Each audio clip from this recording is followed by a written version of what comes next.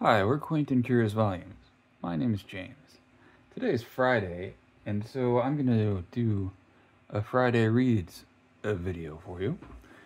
This is where I tell you what I read last week and what I plan to read next week, I think. Usually that's what I say I'm going to do, and sometimes I do and sometimes I don't. Alright, let's not get distracted. So, this week I read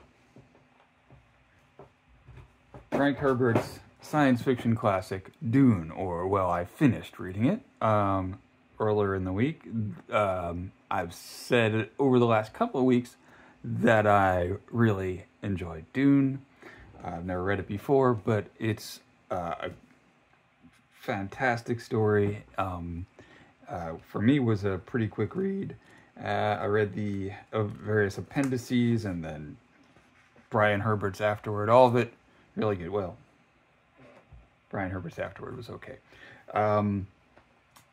Then I also completed a Louis L'Amour novel called Showdown on the Hogback, which I don't have a copy of because I read it on Kindle. It was fine, compared to Zane Grey's Call of the Canyon, which I talked about a couple of weeks ago. Showdown on a Hogback was more what I expected a Western to be. Tough, laconic men, a lot of talk about guns, some fighting, some intrigue, some standoffs. It was okay. I think it was Steve Donnie who was talking about the role of women in a typical Western where they're a Cupid doll, which is a prize for the hero once he's vanquished all the bad guys. There's a couple of female characters in here, one of whom is described as being, beautiful and rich and smart. She does at the end become the betrothed to the main character, even though the only interaction they had before that was they had a very brief conversation over breakfast at the hotel. So I don't know. I mean, I guess it happens. Maybe he's that charming. He does at one point get shot in the head, and is revived seemingly within after 2 days of bed rest, and then he goes on and beats up more people and wins more gunfights. There's also a bit of a sort of a semi-ghost story element to this that doesn't really kick in until the last 5 pages, and then it's over. But, it was fine. It was an entertainment. Then I'm continuing now with my read of Eleanor of Aquitaine, a biography by Marion Meade. It's from the 70s. Really, really good. I had put it aside a couple of times so I could read Dune like a maniac, and I did so, and now I've done. So, the question that people have when they finish Dune is, do I continue the series? So I said, I would like to continue the series, and the second book is Dune Messiah. So I went on Thriftbooks.com. You may have seen it advertised every 30 seconds on BookTube, and I said, okay, I'm gonna order this copy. It's used in very good condition. So it arrived, and their description of very good is the spine is undamaged. I don't know if you can see this, but this spine is bent back approximately every 16th of an inch. So not what I would call undamaged. Also, it's clearly racked. And this is fine for a mass market paperback. Also, I repaired this with tape, but the back cover is torn off from the corner here all the way down to here. So it's still attached, but only by a little bitty flap. So I had to tape it, which is also fine. But I would not have paid what they were charging for this if I found this book in the wild. I would not have paid, I think it was $9. No, no way. But I contacted customer support on Thriftbooks.com, and I said, I wrote a very brief note saying exactly that.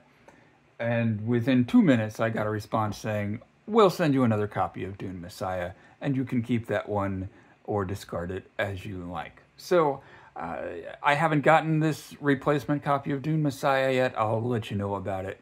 But that's just a thing. I've had this happen before. Sometimes they just they've refunded my money. But you do have to be careful with, they can be a little bit liberal with their condition. So yeah.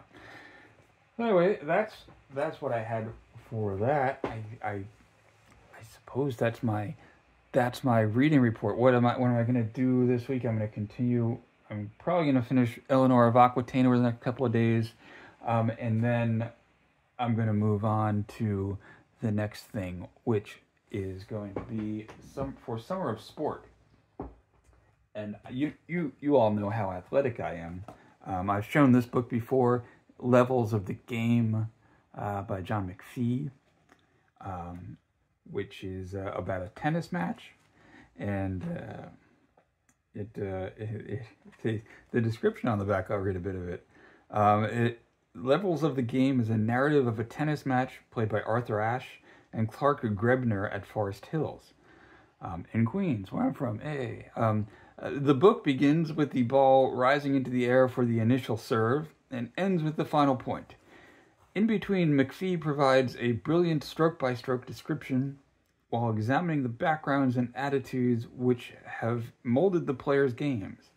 Arthur Ashe thinks that Clark Grebner, being a middle-class white conservative dentist's son from Cleveland, plays stiff and compact Republican tennis. Grebner will acknowledge that this is true, and for his part thinks that because Ashe is black and from Richmond, Ashe's tennis game is bold, loose, liberal, flat-out Democratic. When physical assets are about equal, psychology is paramount to any game. So this is from the 70s, I believe, but I guess 1969. All right. I guess culture war and national politics seeping into everything is not all that recent. It's Republican tennis. I would guess that almost all tennis is Republican tennis. But there you go. And here's another book for Summer of Sport that I might read next month. I've read it before, and it's a lot of fun. It's called Upon Further Review. The Greatest What Ifs in Sports History by Mike Pesca. And if you have listened to NPR, well, if you used to listen to NPR, Mike Pesca was one of the sports reporters on NPR for a while, which he has said is like covering opera for ESPN. But he then became a podcaster for Slate, and a couple of years ago, things happened, and now he does a podcast independently called The Gist. And The Gist is a daily podcast, so it comes out 4 or 5 days a week. It's like a half hour, and it's one of my favorite podcasts of all time. It covers national politics, it covers culture, it does interviews. He's a very verbally adept person. He likes puns. He's got a particular sense of humor. He's also related to me, even though I've never met him. But he's I believe, my second cousin. So there you go.